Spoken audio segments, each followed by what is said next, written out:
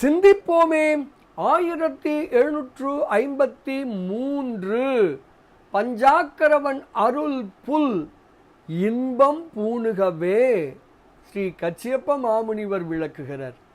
ஏன் நெஞ்சமே, கொழுந்து விட்டு எரியும் நெருப்பினிடையே நில் என்று நிறுத்தினாலும், நீடுவோர் இடத்து தங்கு என்றாலும், அதனால் துன்பமுற்றும் இன்பம் அடைந்தும் மயங்கி வாழா அலையாதே.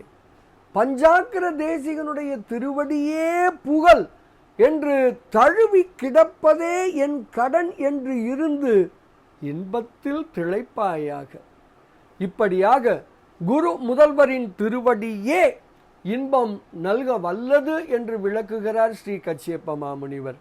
பாடலை காணலாமே. நில் என்று செந்தீ நிறையின் நிறுவினும், நீடு செல்லல் கல் என்று தீய திறத்தின் எடுப்பினும், காய்ந்து நயந்து அல் ஒன்றி வாழாங்கு அலையாது பஞ்சாக்கரவன் அருள் புல் ஒன்று பாரம் கழிப்பதென்றே இன்பம் பூணுகவே என்று ஸ்ரீ கச்சியப்ப மாமுனிவர் தனது பஞ்சாக்கர தேசிகர் அந்தாதி எனும் நூலின் 66வது திருப்பாடலில் மிக தெளிவாக விளக்குகிறார். திருவடி அடைவோம், மயக்கம் நீங்குவோம், பேர் ஆனந்தத்தில் திளைப்போம் திளைப்போம் திளைப்போம். இனிய வணக்கம். சிவாய நம.